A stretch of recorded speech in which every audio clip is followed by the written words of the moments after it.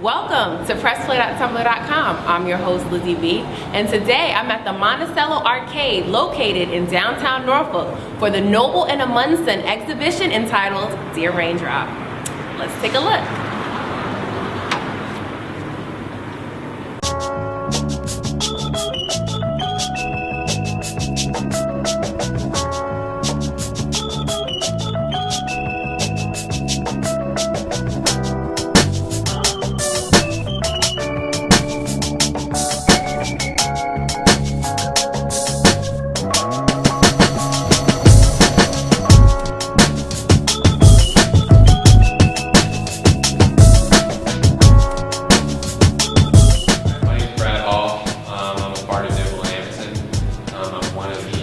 I'm one of the curators and I'm the gallery manager. Right now we're showing an artist collective named DEARRAINDROP. They are originally from Virginia Beach. They lived in New York for 2 years and they moved back last year. And it's 3 people, and first person, which is this room, his name is Joe Grilio. He uses 70s and 80s and 90s toys and iconography and ads in 3D and in sculpture, well, 3D sculpture. 3D in print and collage style.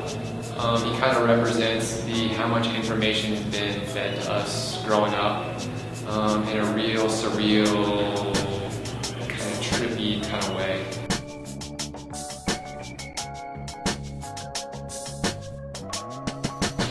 The other 2 rooms, the other person is Billy. He kind of does the same thing, but with video.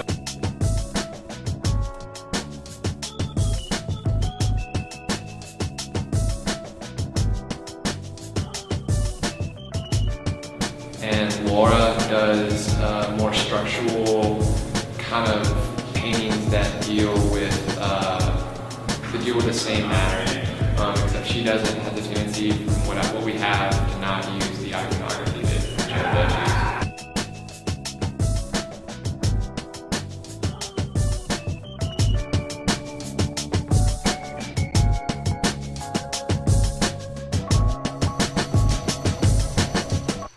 So the show is open until January 18th. Our whole goal here at Nobile and Amundsen is trying to expose Norfolk just more than just traditional art, try to open up more to a more progressive style of art.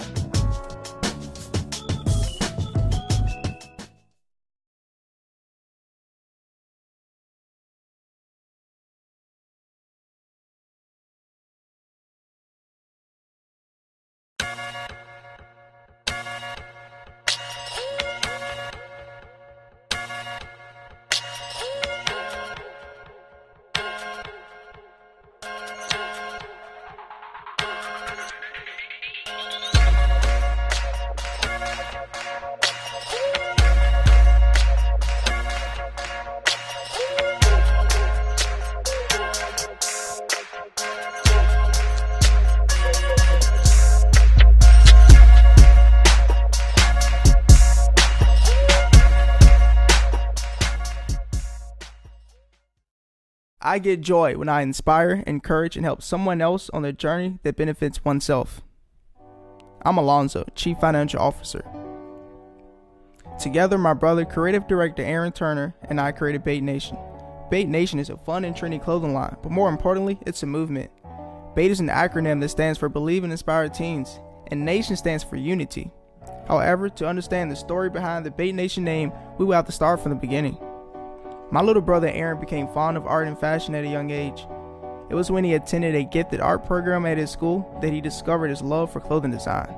He sampled techniques from popular clothing lines such as Black Label and began selling his designs to his friends. He later enrolled in creative courses such as photography and fashion design, feeding his desire for learning. I encouraged my brother to press forward. We discussed business plans and ways that we both could benefit and grow. Shortly thereafter, the implementation of Bait Nation began. People wear nice and flashy clothes to lure in attention or bait. I knew instantly that the name Bait would be the distinct representation of our new and emerging brand, Aaron continued attending the Art Institute for Fashion Management. Not even a full semester there, he became an ambassador for the school. Shortly after, we led our first fashion show at the Westin in Virginia Beach. It was there that we got the idea to assist young teen models in the creation of their professional portfolios. Bait Nation is not only a representation of ourselves, but also a positive representation for youth everywhere. Not only are we trying to sell clothes, we're trying to spread a message. Believe in yourself, inspire others to pursue their dreams, and do this in unity. We have received attention locally in Virginia and also gained customers as far as Los Angeles and internationally from Canada to Holland. We currently can't afford to serve the market we have reached, but we did not come this far to back down. We believe that with your help, we can reach our potential market and beyond. This all started with a dream. Now we're asking you to believe in us so we can push forward with the Bait Nation mission. Visit us at www.baitnation.com. Follow us on Instagram and Facebook at Bait Nation.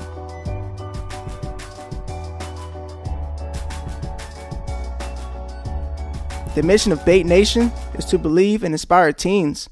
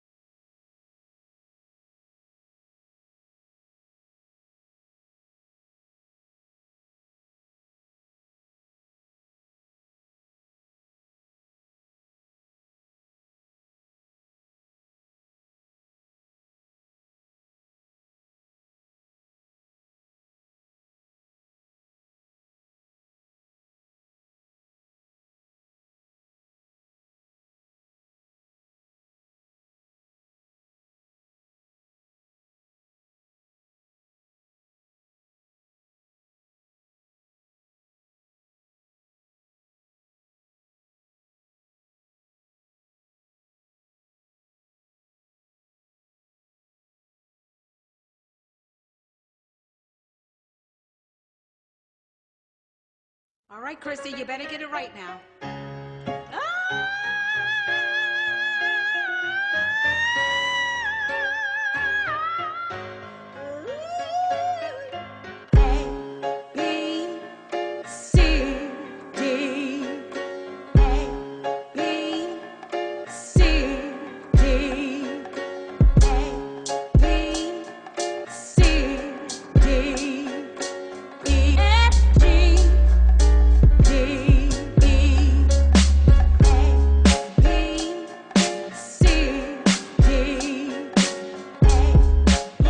Free Comic Book Day is a national event, and it's been going on for about 10 years. And it actually got its roots from Baskin-Robbins Free Ice Cream Day, and they just kind of transposed that to comic books, and it's worked out really well.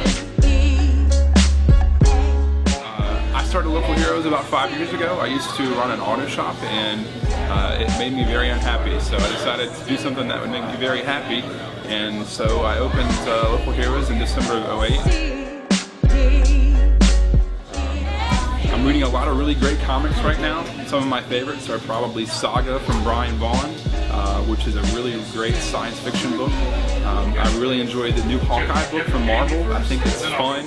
Local Heroes, we try to be a little bit more welcoming, I feel like, to try to get people into comic books.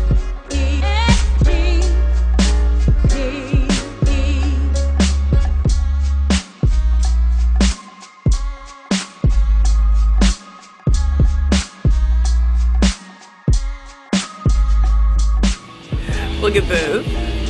How to tell if your cat is plotting to kill you. I might have to get this for Frank. Never know what he's up to. Reading comics since the mid-90s. Actually, my first job was working in a comic store, and I postponed college because I became a manager of the comic store and I didn't want to go to college, and because who would give up being a manager of a comic store for higher education?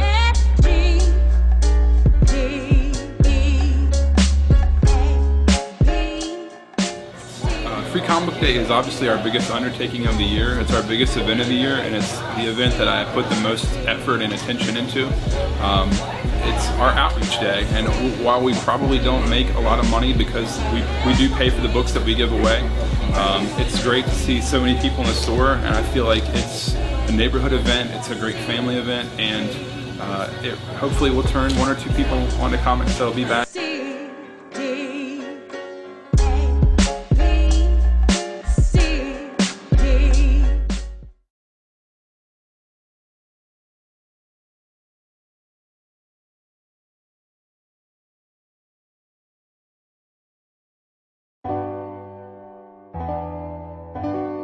Welcome to PressPlae.tumblr.com. I'm your host, Lizzie B. And tonight we're in Town Center at the pop-up shop, which features 9 local vendors selling merchandise ranging from handmade to boutique. Let's go inside.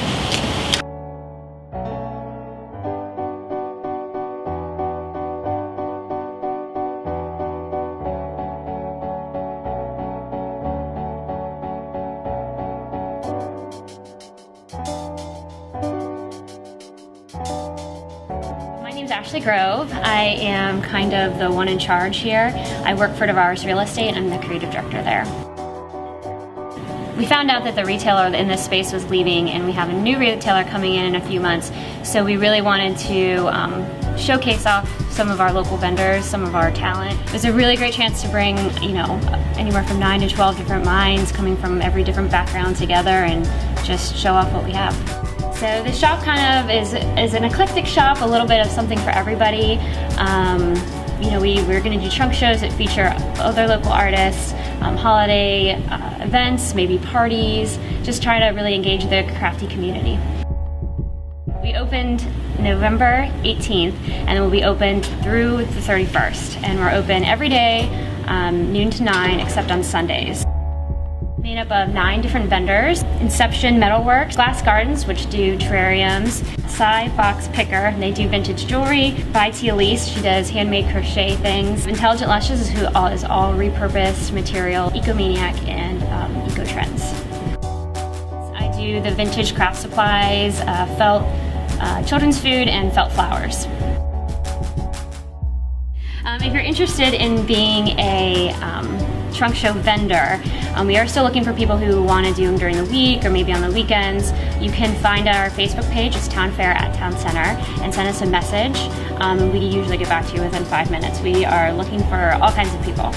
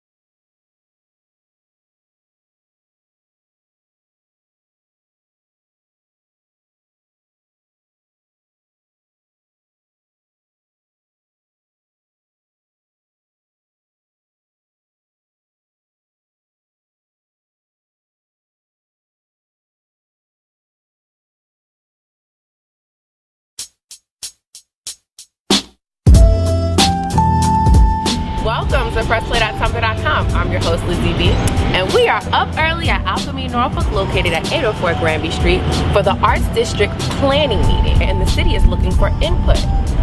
Let's go inside.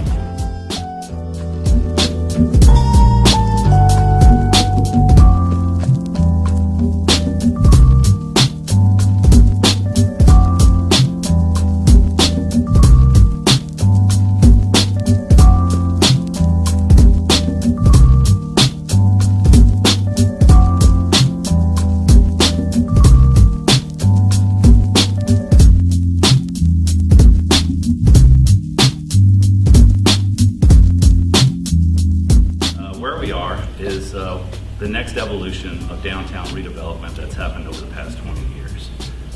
And that development has been done with meticulous planning and master planning. We're going to seek your input today for the work over the next 3 days to start to develop strategies and objectives for what a master plan for streetscapes, pedestrian-friendly infrastructure, economic development strategies should be for the area. So there's been interest in this area for a long time, but at a conceptual level. It seems counterintuitive when we're talking about the increased pedestrian traffic and bikeability, and then throwing a big parking lot when so much of the area is already parking.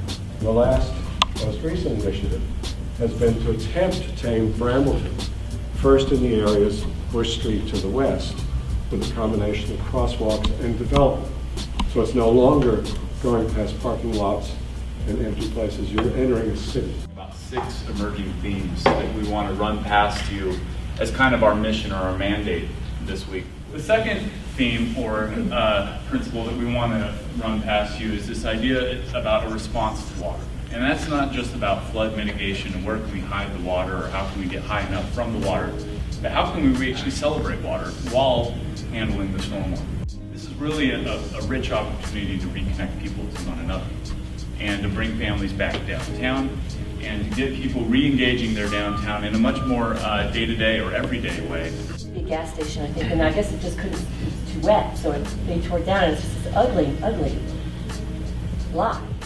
The city should go into, as this transpires, to go out and educate people that live in that area that they're welcome, and that this is a place that you can take your children, that you can actually affordably try out a new business idea. Also representing my business, Garden Gazebo, that I own, and it's located in Ghent. And really, because I know what we're dealing with in Ghent, and I know this is a new project, the question that I asked, and something I was interested in, was how they are going to manage attracting other businesses to this area.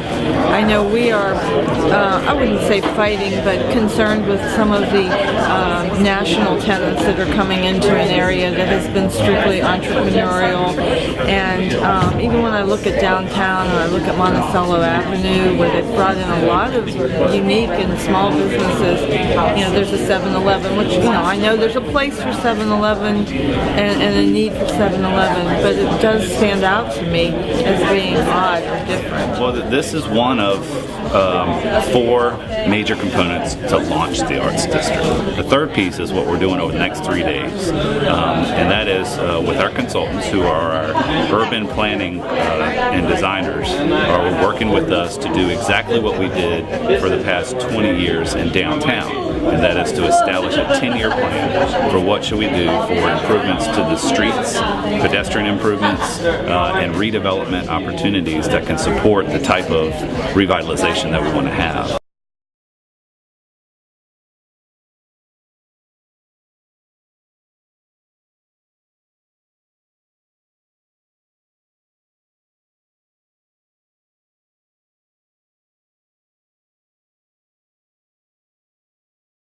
Welcome to PressPlae.tumblr.com. I'm your host, Lizzie B, and we are at the second day of the Norfolk Better Block. We are at the Virginia Arts Festival for Australian Strange Fruit. And right now I'm in front of the Tech Conference Center for the Sneaker Trade Show presented by Air Love. And right now I'm in front of the Narrow Cinema located on Poly Avenue, getting more information about the Clarence Foundation.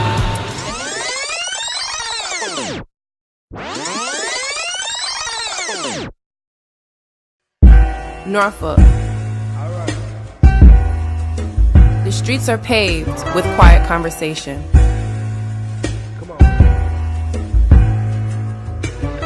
And the desire for art in all its forms. Small business and big families.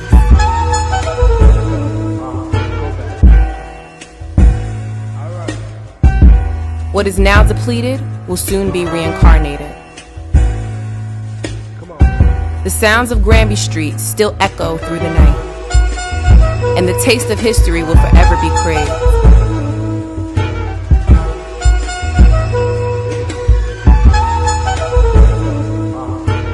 How will this city's story begin?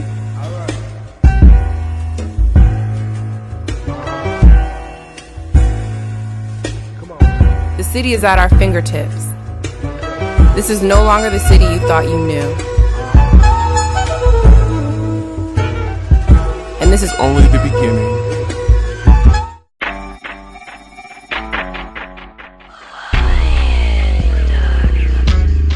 Norfolk, are you ready?